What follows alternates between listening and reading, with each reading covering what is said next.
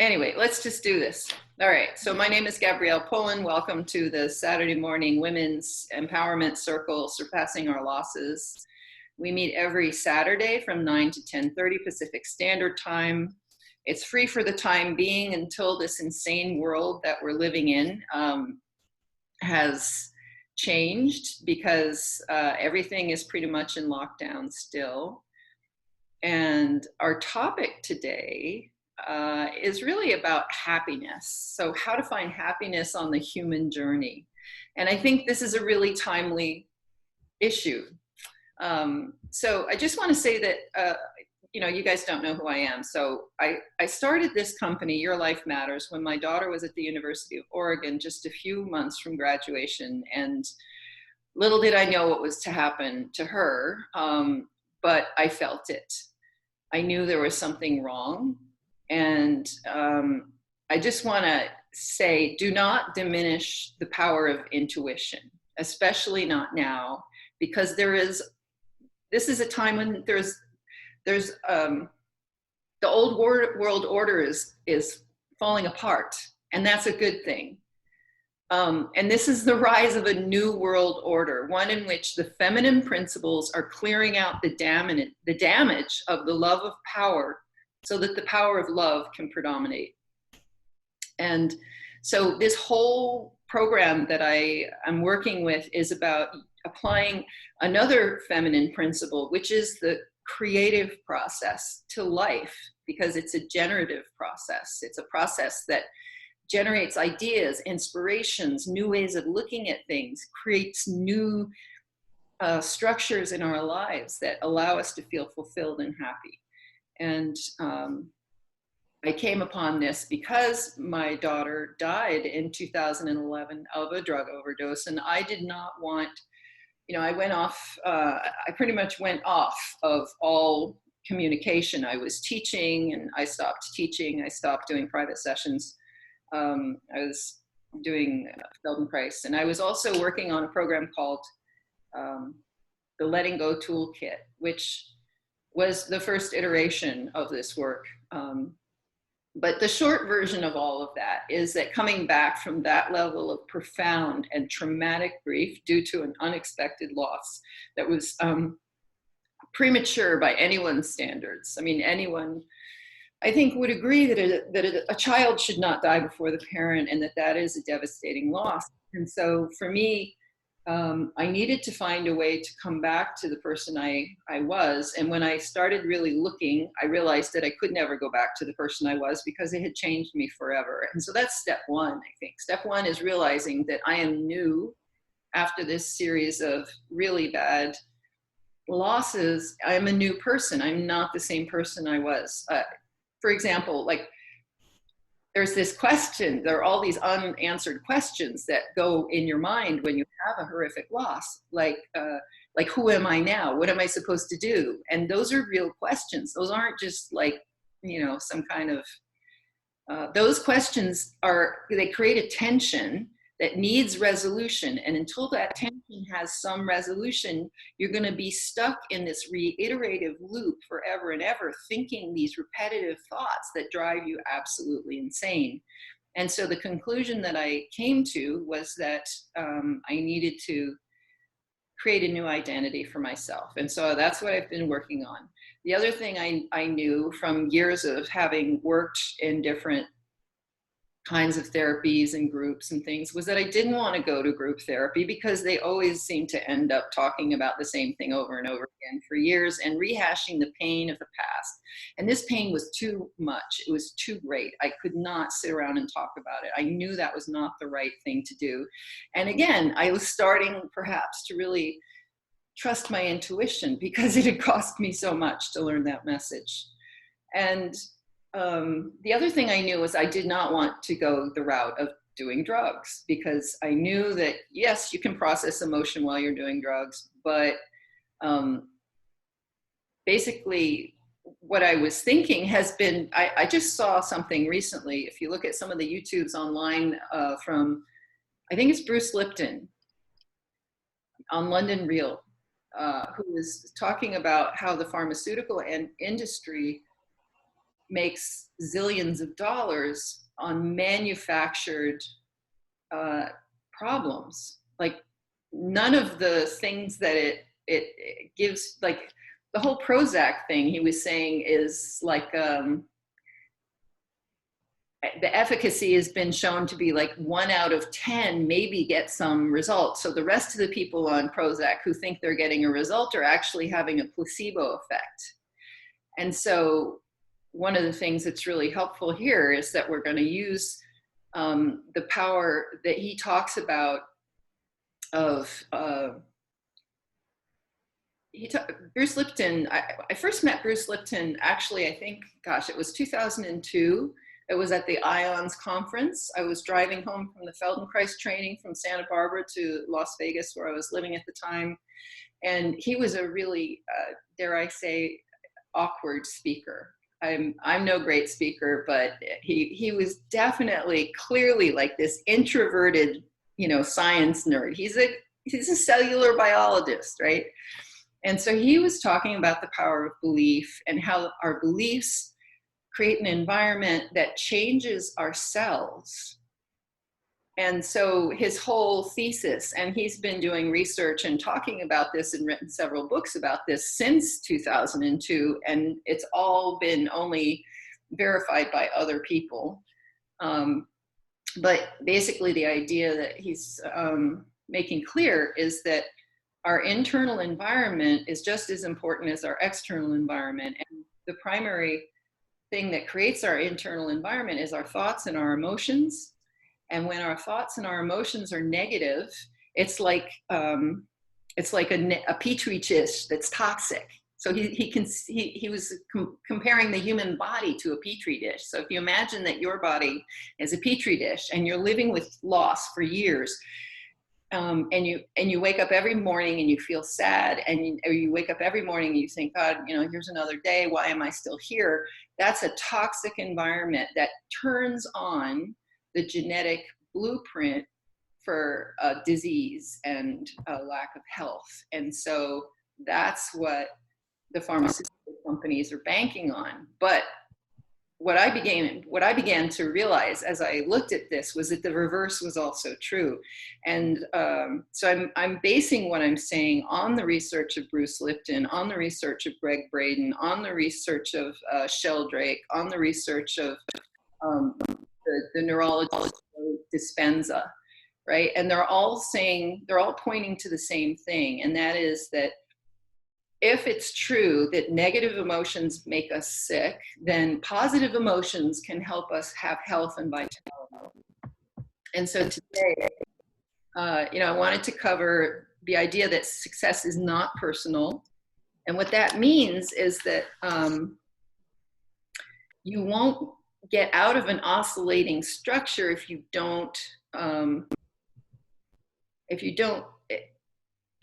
stop that negative vibration.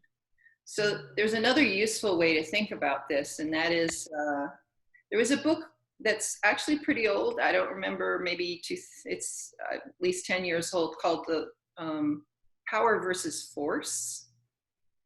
And so that book has this great diagram. So it's like this, actually it's like this. It's a pyramid.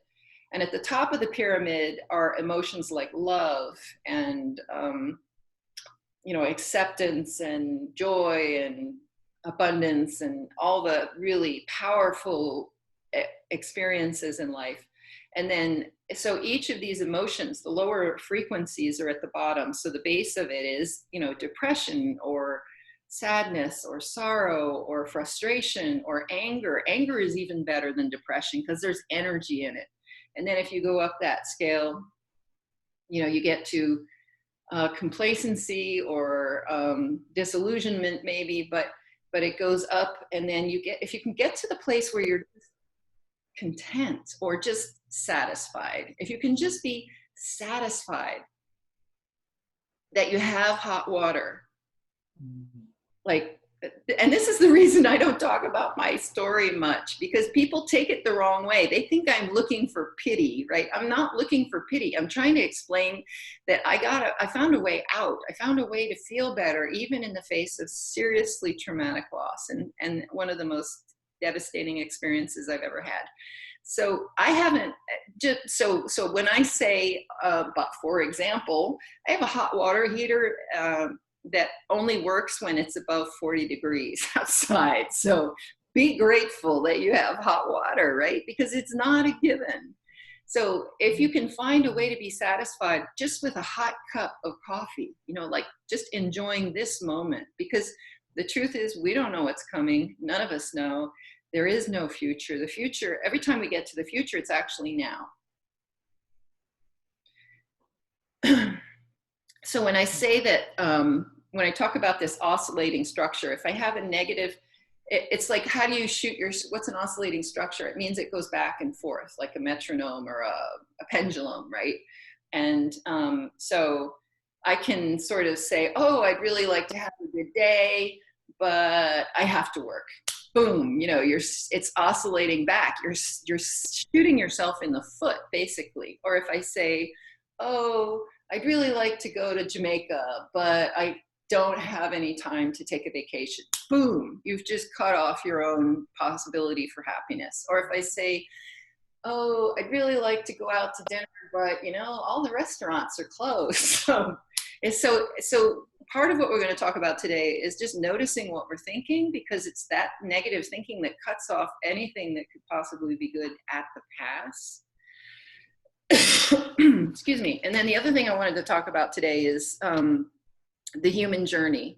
So the wounding that makes us think it's just the way it is. And there are sort of these 6 sabotaging patterns that everyone will recognize that shoot us in the foot. So this negative thinking, even if it's as mundane as, oh, I wish this lockdown would end, that's going to set you into a pattern of just feeling totally unhappy. And so like the 6 self-sabotaging structures are pretty easy to recognize. They're things like, I'm not good enough, I'm not smart enough, I'm not enough, I'm not worthy, I have to be better,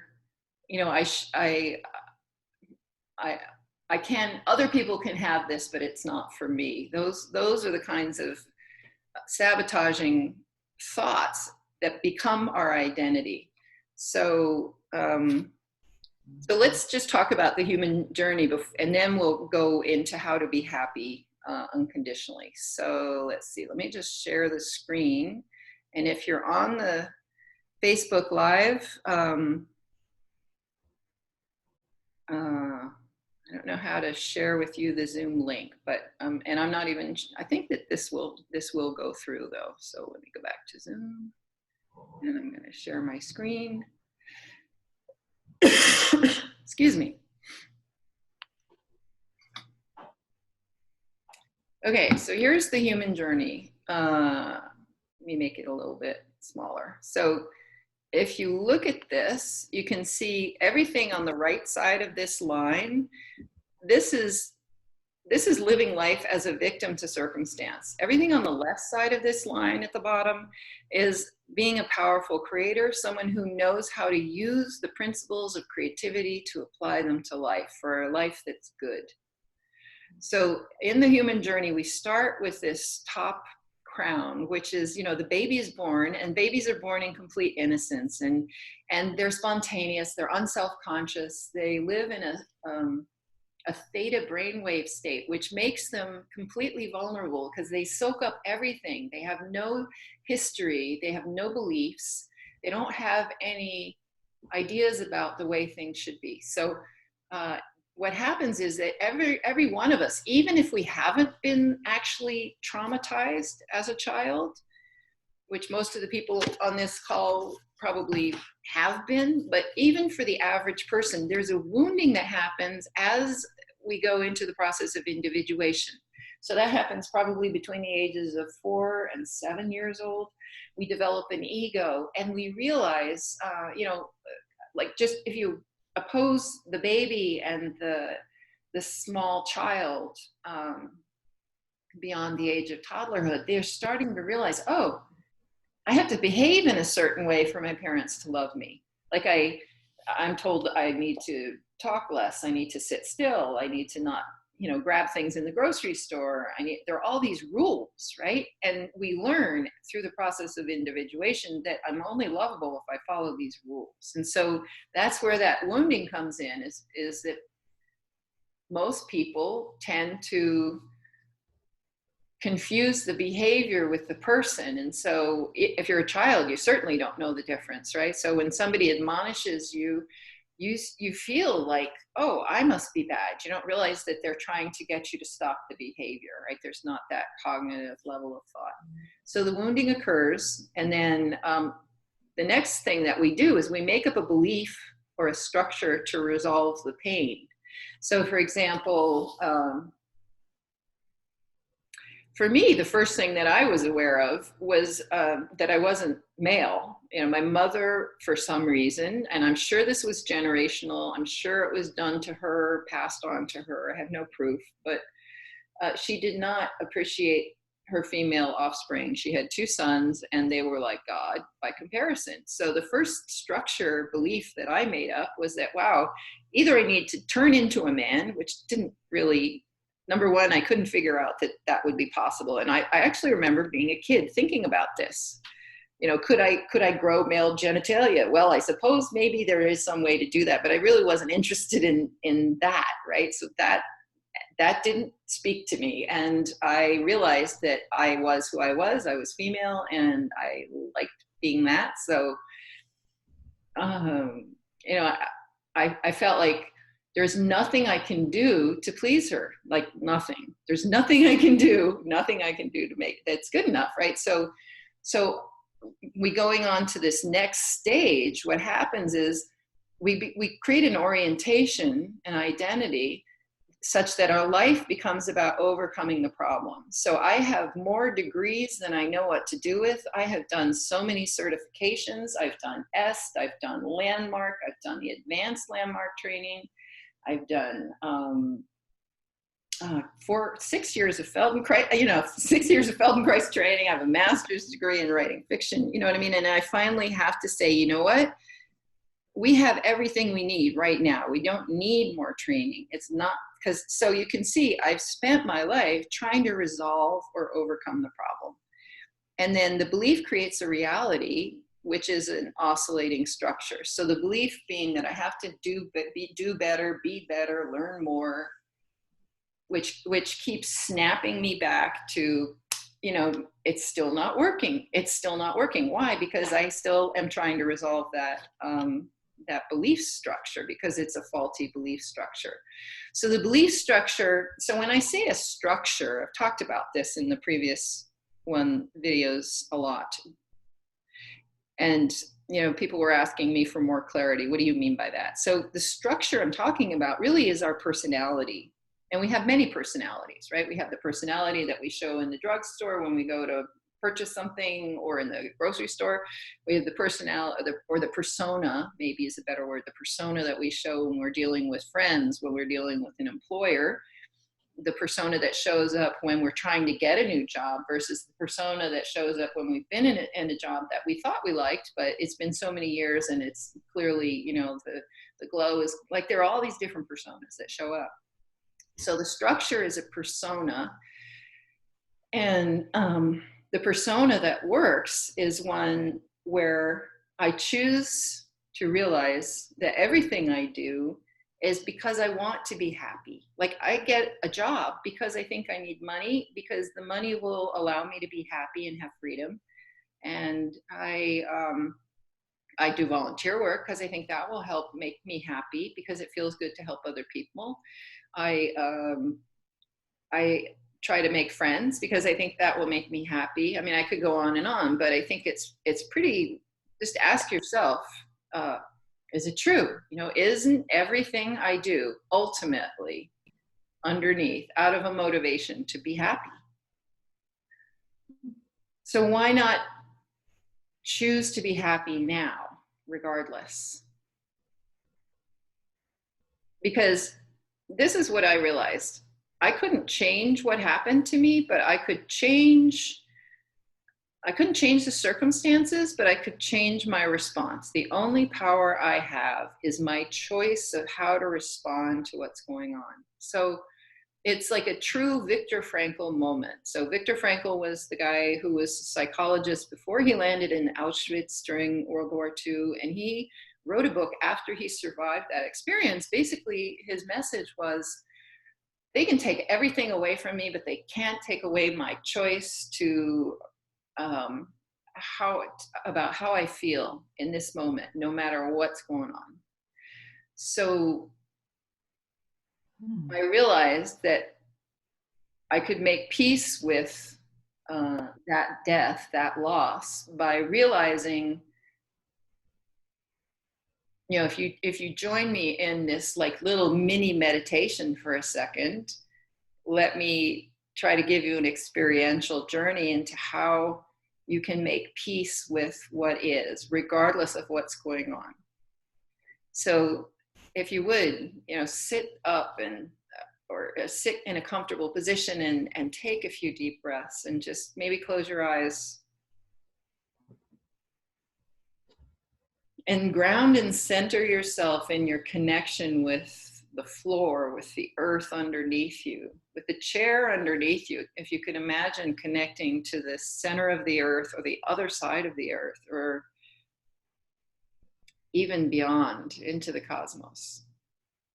And allow your energy to rise so that at the same time you're thinking maybe 300, 400 feet above your head, so that it's as if you're feeling energy shooting up through you and coming down into you.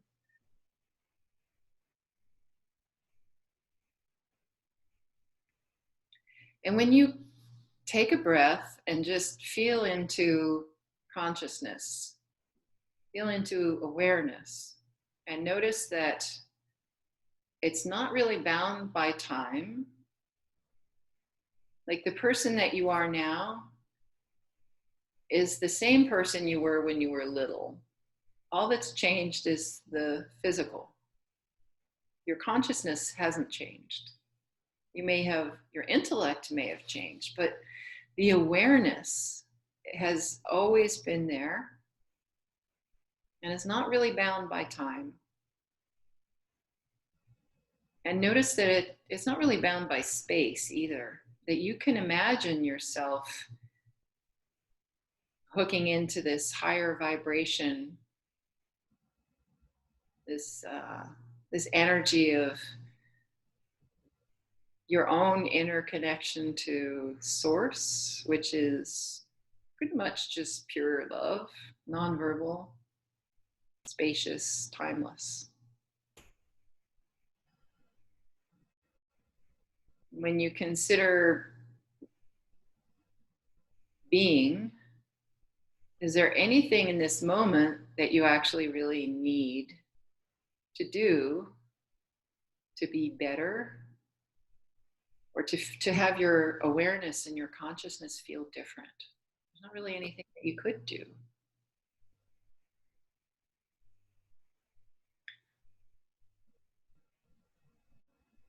And so just coming out of that and thinking about, you know, coming back to your normal, open your eyes, waking reality, and consider that, you know, perhaps there is no death. Perhaps death is something that is a construct of the mind, just like time. And just in the same way that, you know, vision is a construct of the brain.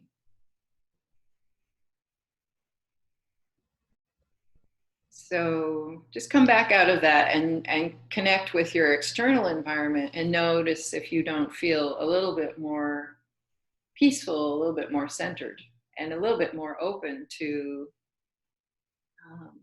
another way of perceiving, right? So I'm going to go back to the other half of the human journey. So once you get to this place where you're willing to have a state change, which is basically what that was. So when you are willing to do things deliberately that allow you to have a state change, and a state change is going from an alpha state of monkey mind to maybe a more theta brainwave state, but doing something that makes your heart sing will take you there. Dancing, music, meditation, a pause to connect with the grounding awareness of who you are and your connection to your own inner wisdom. Any of those things can create a state change. So the opposite would be a negative state change. If you remember where you were in a certain situation that was traumatizing, chances are, you know, there's a visual that you couldn't get rid of for years. And so I don't want to dwell on it, but I'm just trying to make the point that that's a negative state change. And since people who've been traumatized know better than anyone else that emotions that are charged can create a dramatic state change that stays with you, that changes your physiology, that changes the hormones that are coursing through your veins so that you're living in a state of fight or flight. The opposite's also true. So when we make a decision to get centered and to do a state change that raises the vibration that we're feeling, and that can be as simple as just choosing to be happy no matter what. And I gotta say, if Viktor Frankl could do that, maybe I can. If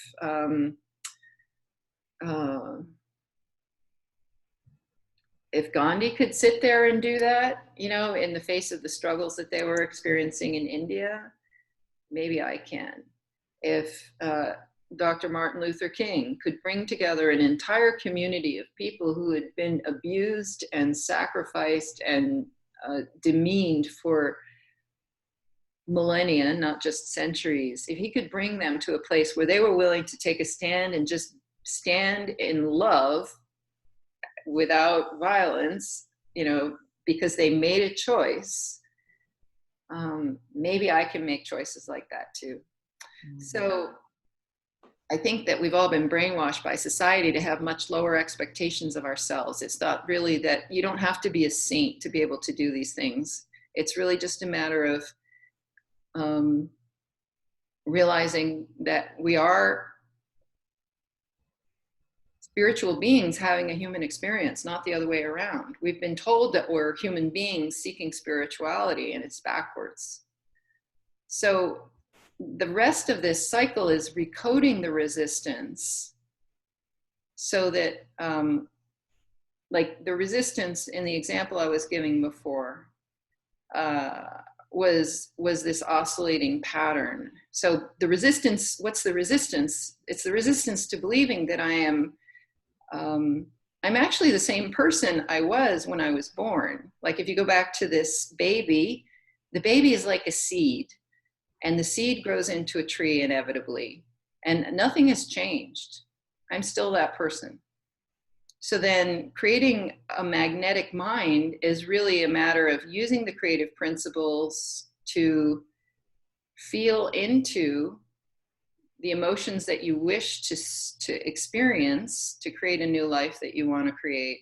Because as Dispenza, as Lipton, as Braden say, they entrain your biology to become used to this new higher set point. And it becomes normal, and your physiology starts creating good hormones like oxytocin and serotonin, and all the feel-good hormones become the new normal. And then just having this creative orientation, making true choices. So instead of, you know, the old model, I think, was, you know, affirmations. Affirmations are okay. They do help you shift the way you're thinking. But it's not nearly as powerful as making a choice. Like, I choose to be happy today is a much stronger thing than sort of repeating to myself that I'm, you know, I'm trying to, you know, that's the thing that they make fun of in all those movies, right? Is somebody who's having a panic attack and they have some kind of a mantra that they keep repeating. And the reason it is kind of funny is because it's not a true choice, because they don't really believe it, right? So if you're coming from this other place where you've already decided that you are a spiritual being and that this is some kind of human hallucination, that you have choice, the only power over any of it, you have no power over circumstance, but you have choices about what you choose to feel. And that's a dramatic, I know that's a big deal for people who've been dealing with trauma. Like if my emotions are way out of proportion because I've been experiencing such horrific circumstances, it's going to take a while before I can bring them down. But the point is that the more subtle we the more we react immediately, it doesn't have to get way out of proportion. So if we can make these choices while we feel the tiniest bit, if we trust our intuition and say, oh, I'm headed in a wrong direction, let me turn and face what feels good. Then you can start to manifest what you're looking for in your life because you're already feeling it. You're already the seed that is going to turn into this huge, gorgeous redwood tree. So, so happiness has to be unconditional. So, I mean, we've all heard of unconditional love. That's another conversation that we should have some other time, but it's related. I may not be able to choose to have unconditional love, but I can certainly choose to be unconditionally happy no matter what circumstances I'm in. And so that's, so one thing that we could do is a written exercise, which is about making peace with things exactly as they are. So can you bring out a piece of paper and a pencil or a pen and so this written exercise is really about like, what is it that you want to create? And what I'm going to ask you to do is generate a list of adjectives that are variations of happiness. So, and notice that both speaking and writing are a way of generating momentum. When you tap into the principle of rhythm, and when you tap into the idea that, you know, if you do a free write, you're going into, you write as fast as you can without editing, without worrying about punctuation and all of that, you're tapping into the part of the brain that is the creative part. So you're just putting the kibosh, you're just saying, thank you for sharing to the editing part of the brain, because they're not doing this exercise. So if you would, just start with the word happy and write a comma, you know, and then add the word fun or anything that occurs to you when you think about, like, what does it feel like to be really happy? Does it feel free? Does it feel enjoyable? Does it feel fulfilling? Does it feel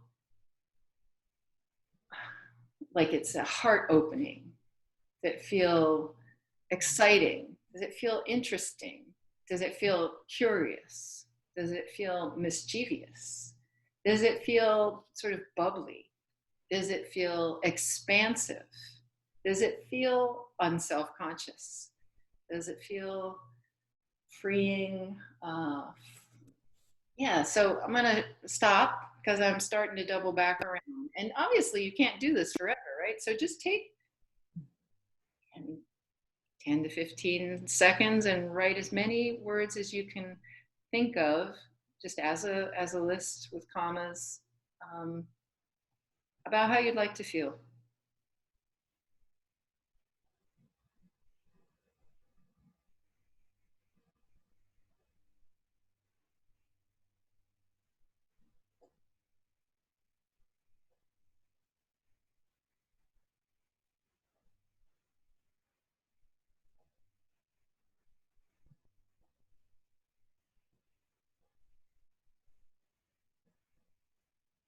And when we're done, maybe tomorrow morning, when you open your eyes, pick up this list and read it out loud to yourself with a certain rhythm, right? So it's the rhythm that generates the momentum. And I guarantee that it will set the tone of your day. so that the rest of your day starts to tap into the sort of cosmic synchronicities, because you're programming your subconscious mind when you first wake up. In that state between sleeping and waking, the brainwave states are more close to a theta, and so it's easier to speak to and program your subconscious mind. And your subconscious mind is like 80-90% of the decisions you make in a day, right? So it will start to pick and choose and make decisions for you at the subconscious level based on what you've told it, which is that you'd like to feel happiness, you'd like to feel fun, that you actually choose happiness, even if certain things suck, you know, even if you can't necessarily go do what you want because we're all in lockdown. You know, you still can choose to find something that you can be happy with. And it may not be as big or as dramatic, it may be smaller, but this is what we're being called to do on a global level. I think this is part of this whole new world order where the feminine principle is saying, you know what, you guys have to find another way to be with yourselves, because right now the air is cleaner than it's ever been. And there are no traffic jams. The skies are clear of jet fuel exhaust fumes. And the earth is rejuvenating itself in a record amount of time while we're sitting around twiddling our thumbs, responding however we respond. So tap into that energy, because it's moving really fast right now. And if you get on board, it'll take you with it, and you can rejuvenate yourself along the way. So I'm going to do a process now,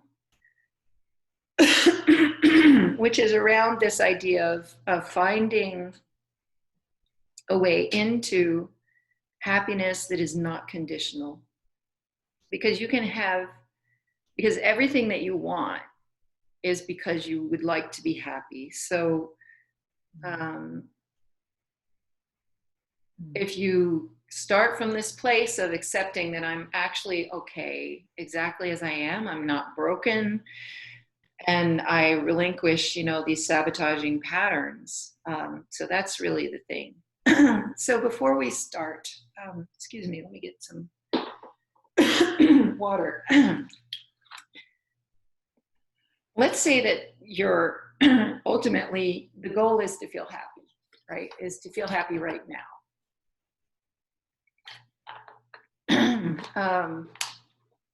What is the amount of resistance that you feel to that right now?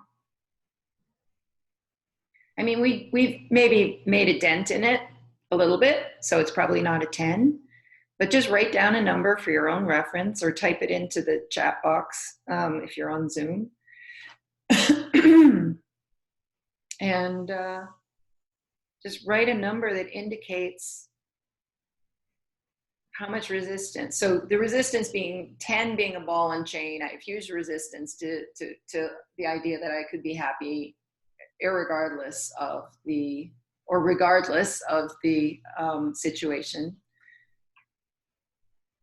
And 1 would be, yeah, no problem, I can get with that. All right, so if you would close your eyes and sit back and take a few really deep surging breaths where you're exhaling completely. Most people have some level of residual carbon dioxide left in their lungs because they don't exhale completely.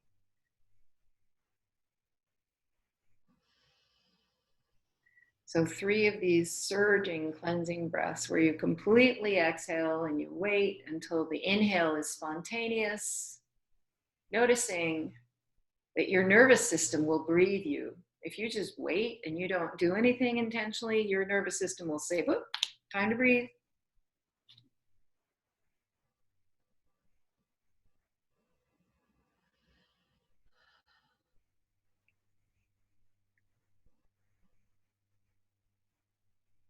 And then slow your breathing so that your inhale and your exhale are the same length.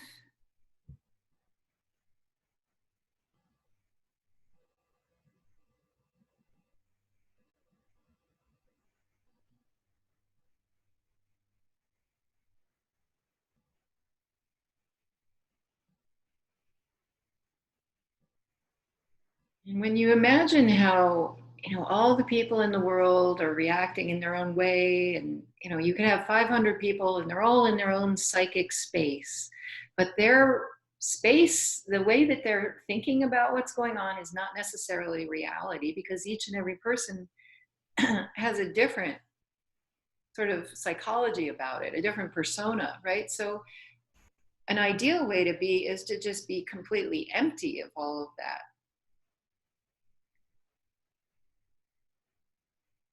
So allow your mind to empty as you settle into your chair and feel the ground underneath you. Allow your shoulders to relax. Notice what you're doing with your face. Can you release any tension you weren't aware of? Are you perhaps clenching your jaw? Could you let that go? Is there any bracing pattern happening in your back or your hands?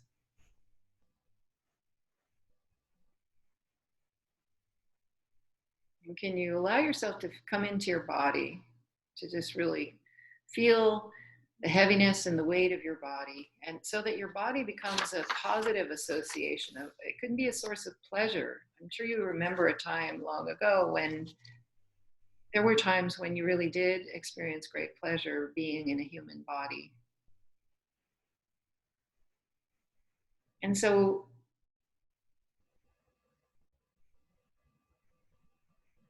imagine a time when you felt no pressure to be a certain way, when you felt happy in the moment. And notice what you see. Perhaps you're in a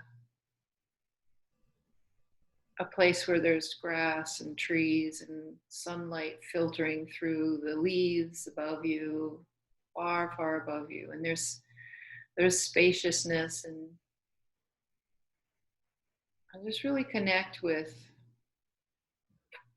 you have nowhere to go, you've carved out this time, and you have nowhere you have to be.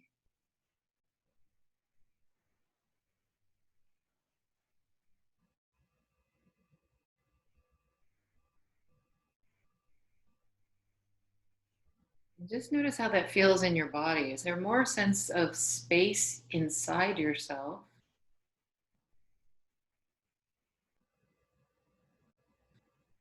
And could you imagine yourself growing larger so that your awareness extends beyond your body, maybe 300 feet around you, 400 feet around you in all directions, or at least above and to each and every side. And imagine yourself floating up above yourself into this place, into this realm where there's a higher vibration, a vibration of not just of happiness, but of peace and calm and love and non-judgmental acceptance.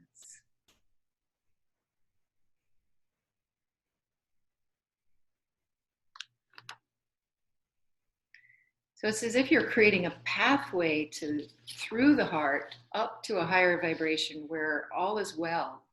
And as you're in this place, you're noticing that the sun keeps rising, and you didn't have to do anything to make it happen. And that's a cause for appreciation. And noticing that the cosmos orchestrates this incredible dance of stars and planets which revolve continuously around each other. And you wake up in the morning and the sun is still shining and the planets have not collided, and you're still here. So there is some life force greater than we are, which animates us. And that too is an amazing cause for appreciation.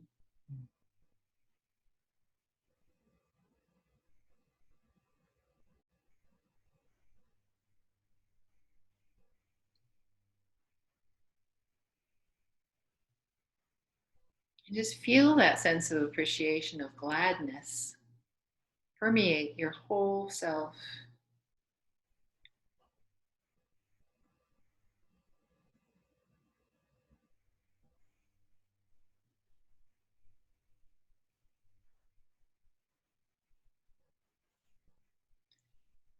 And now, from this place of feeling an awareness of comfort that all is well, that your heart beats without your intervention and your blood circulates without your intervention, and that your body has an inner wisdom that knows how to heal itself when we just get out of the way.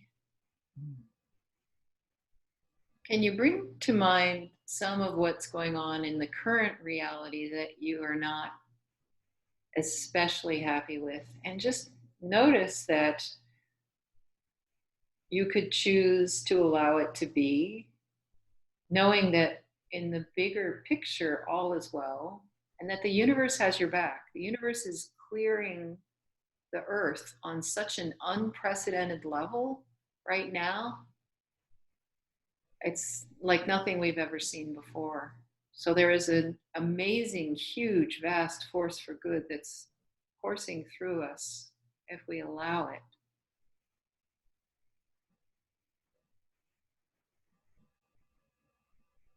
And take this moment to choose to be happy now, regardless of what seems to be going on in the external reality. But because you're tapping into some other way of knowing, some other vibration of perceiving, which is completely aware that all is well.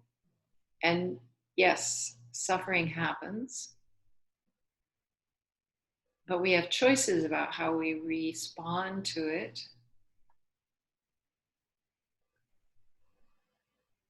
And by feeling into a better feeling place, a place where we feel open, free, willing, teachable, appreciative, content, satisfied. When we access those feelings, those very basic feelings with the smaller things in life that we do have access to, that we're lucky to have access to, that gives us access to a different neurology. It's rewiring our brain. It gives us access to a different physiology. It's entraining our body to recognize and become comfortable with these new ways of experiencing life, which are not about yearning, but about contentment, not about a desire for something that's lacking, but about a satisfaction with where I am today, that I was able to wake up, and that a knowing that the veil between life and death is so fragile, and that life as we knew it when we were small, we recognized that life was a gift.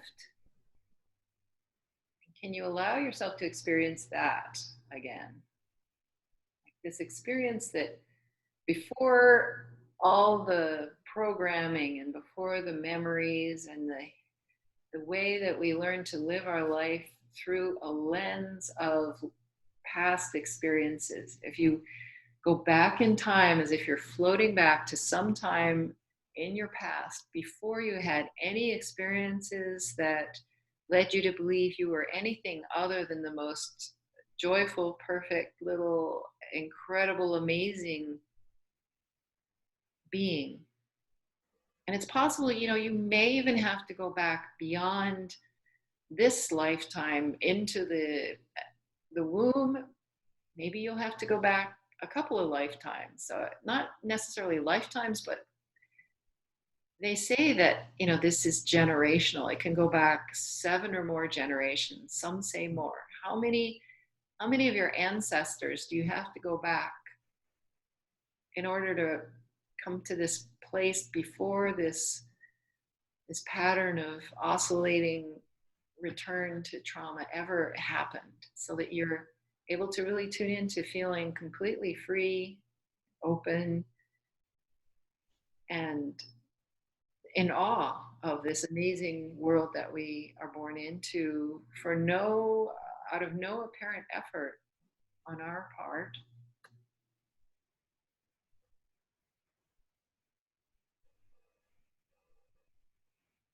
And from that place, choose happy now. Choose to be happy, irregardless of what happens.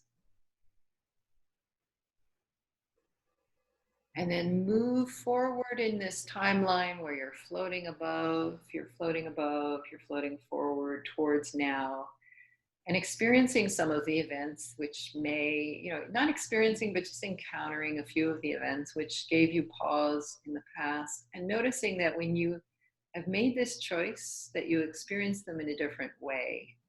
Maybe there's a sense of more open expansion within yourself. You respond differently, you think differently, you hold yourself differently. Not just your physiology, but your posture changes. The way you find structure within your own skeleton changes. So moving forward to another experience until gradually, you notice, oh, that's different too. My response is somewhat different. And then coming back into this moment.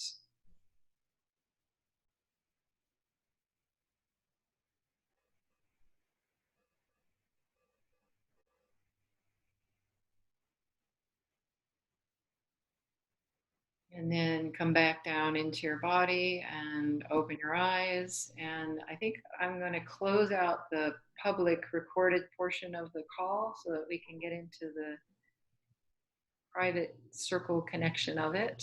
So for those of you on Facebook, please look for, contact me. If you can't find the link, you can find it posted on my page, Gabrielle Poland on Facebook.